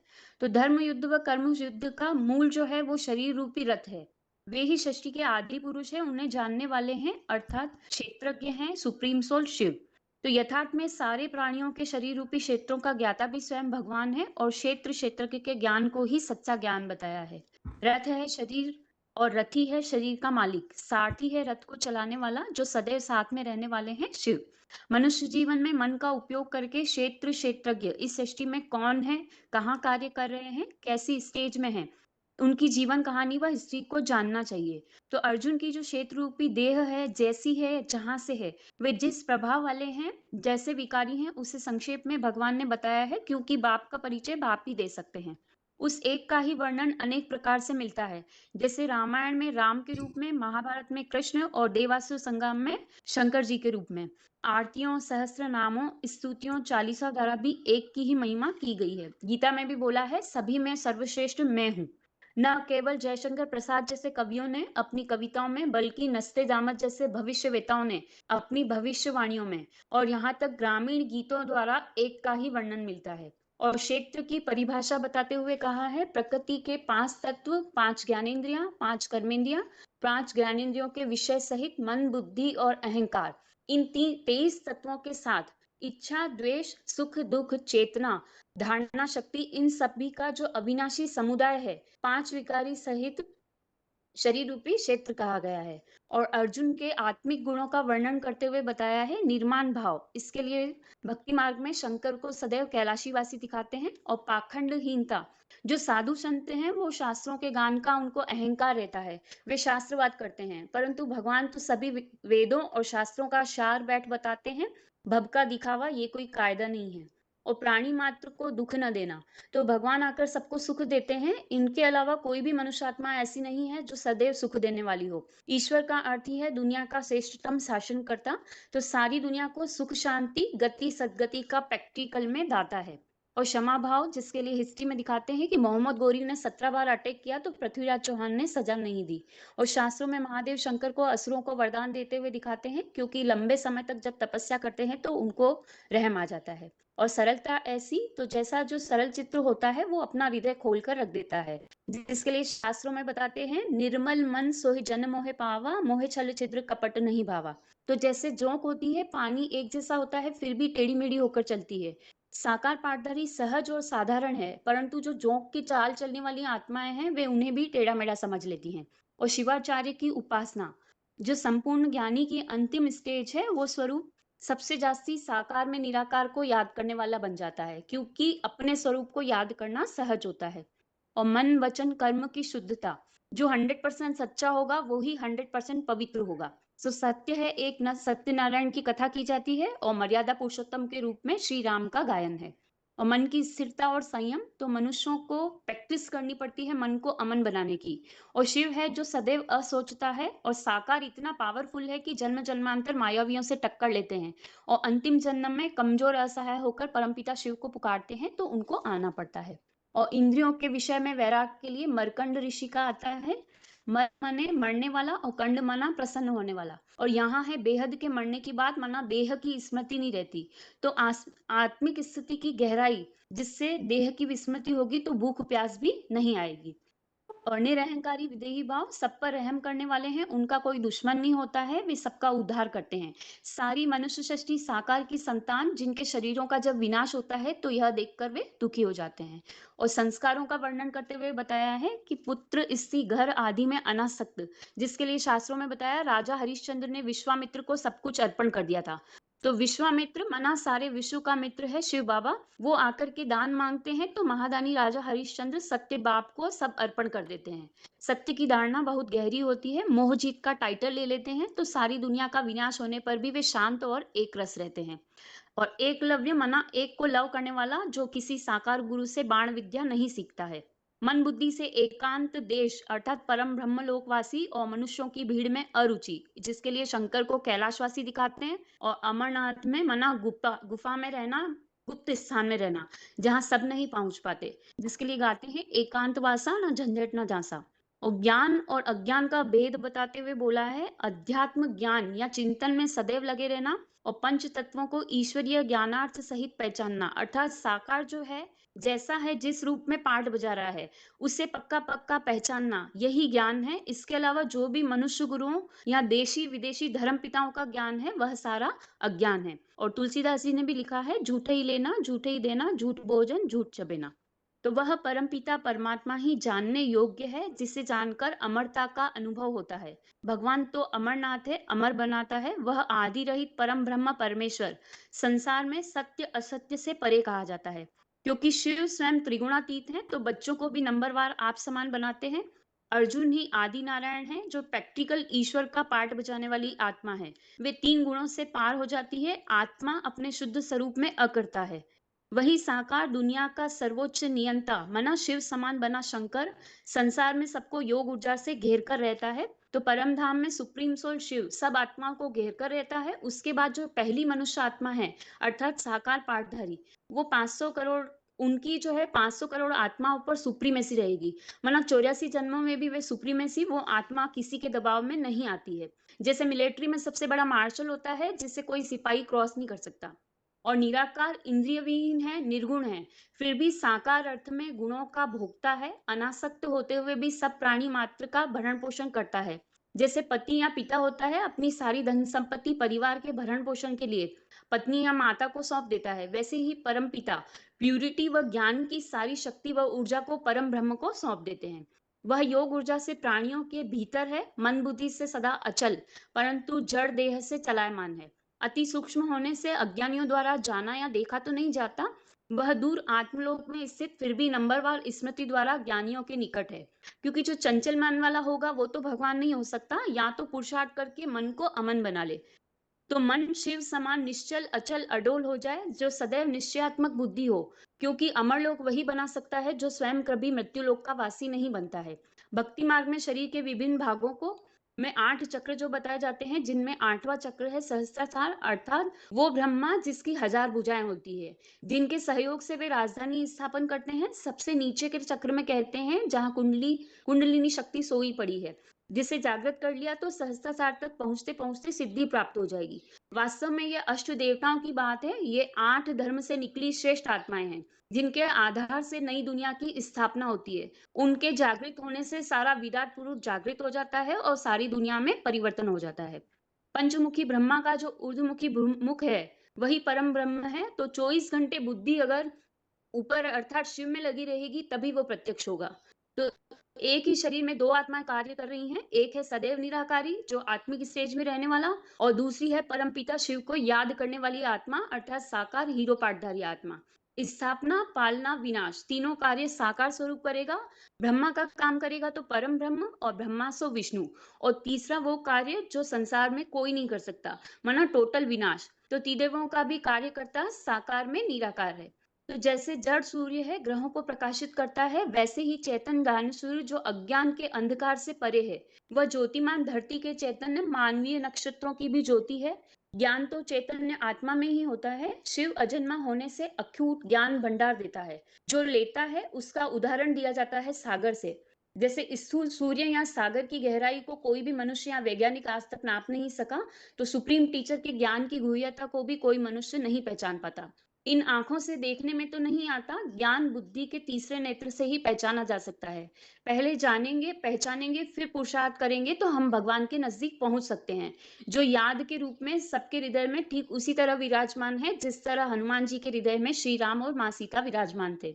इस प्रकार भगवान ने अर्जुन से क्षेत्र ज्ञान और जानने योग्य शिव बाबा को संक्षेप में कहा, यह ईश्वरीय ज्ञान भावना श्रद्धा विश्वास वाला ही ले सकता है।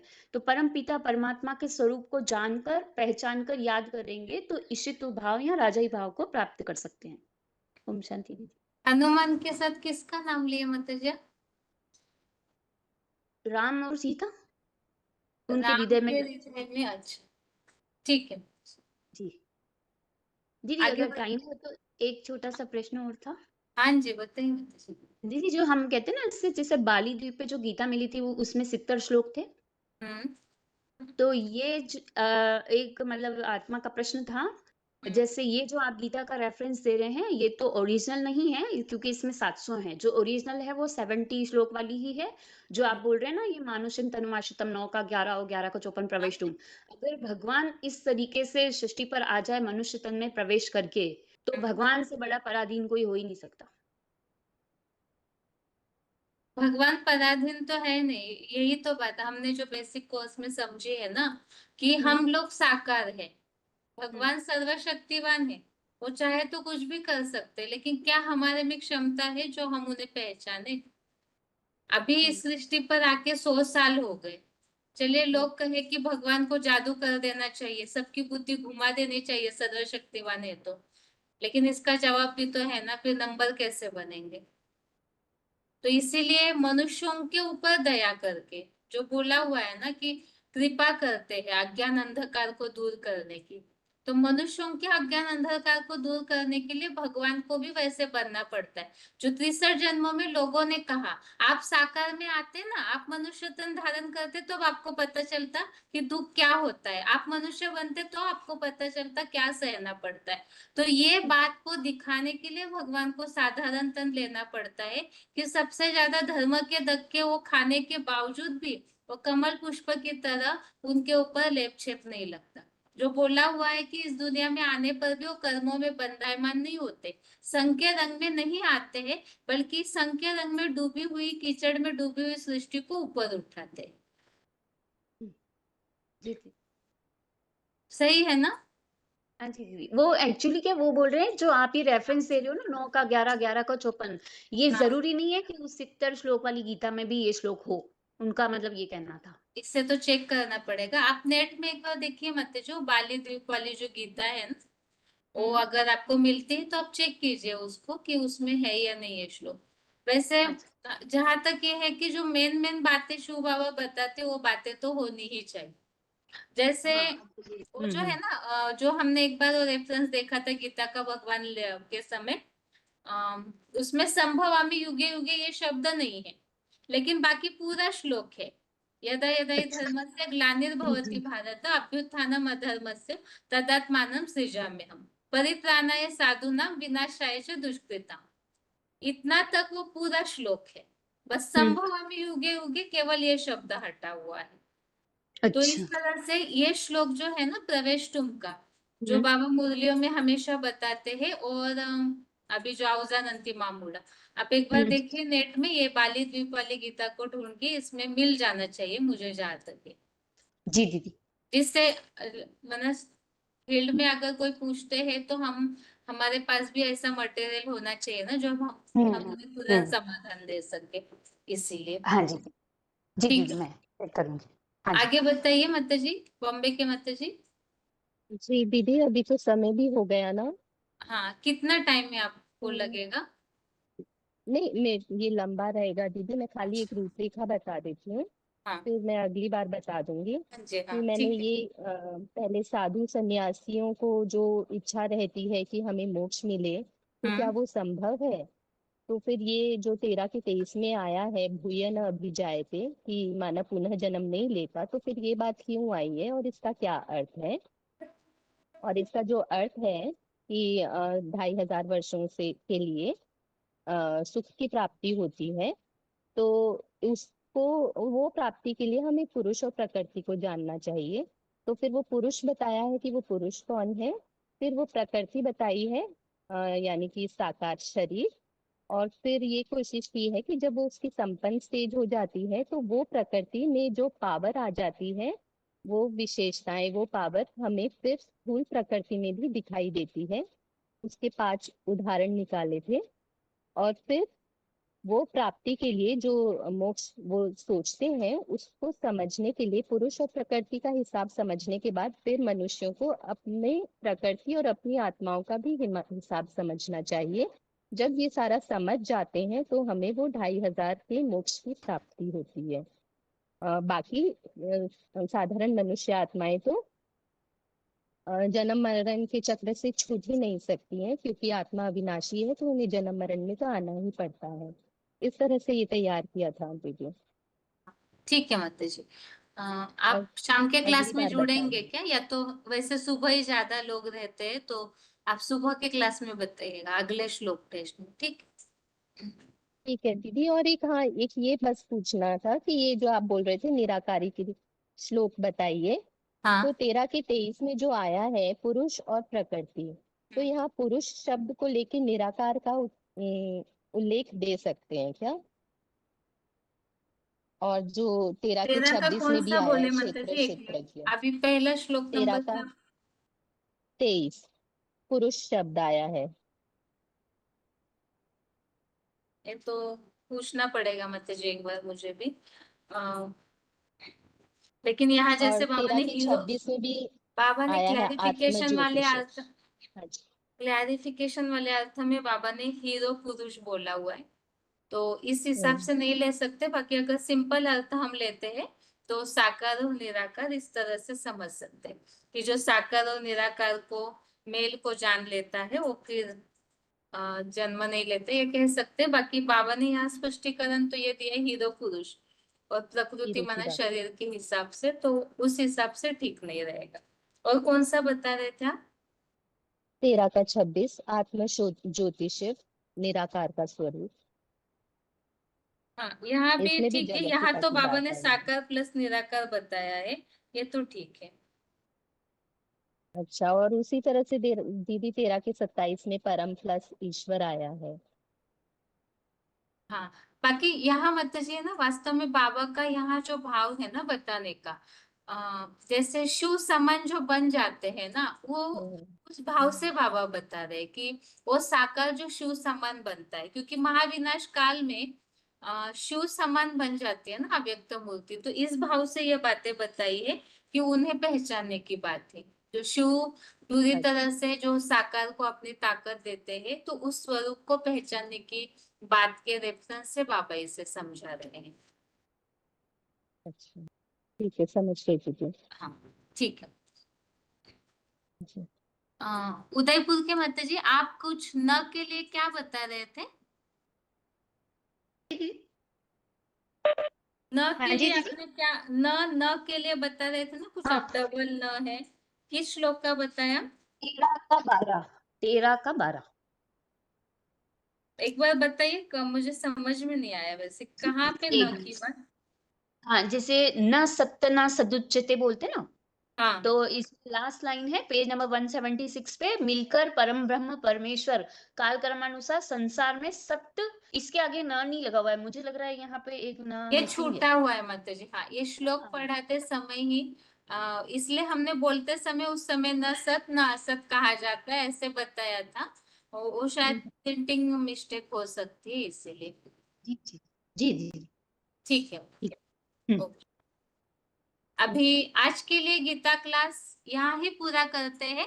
बाकी जैसे टॉपिक बताया हुआ है पुरुष और प्रकृति के बारे में, तो और इसके अलावा जैसे अभी तक जितने भी अध्याय समझे हमने, तो बाहर वालों को समझाने के हिसाब से जरूर ऐसे श्लोक सारे अध्याय से निकालिए जिसमें स्वर्ग प्राप्ति की बात बताई हुई है।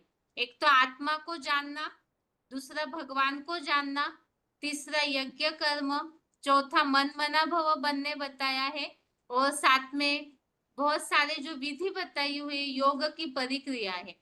तो ऐसे ऐसे श्लोकों को मेन ढूंढ के रखिए ताकि शॉर्ट एंड स्वीट टॉपिक तैयार हो, और जो आप किसी को भी बता सकते हैं कि असली जीवन मुक्ति या असली स्वर्ग की प्राप्ति के लिए क्या पुरुषार्थ गीता में बताया हुआ है। अभी आज के लिए गीता क्लास यहाँ ही पूरा करते हैं। ओम शांति।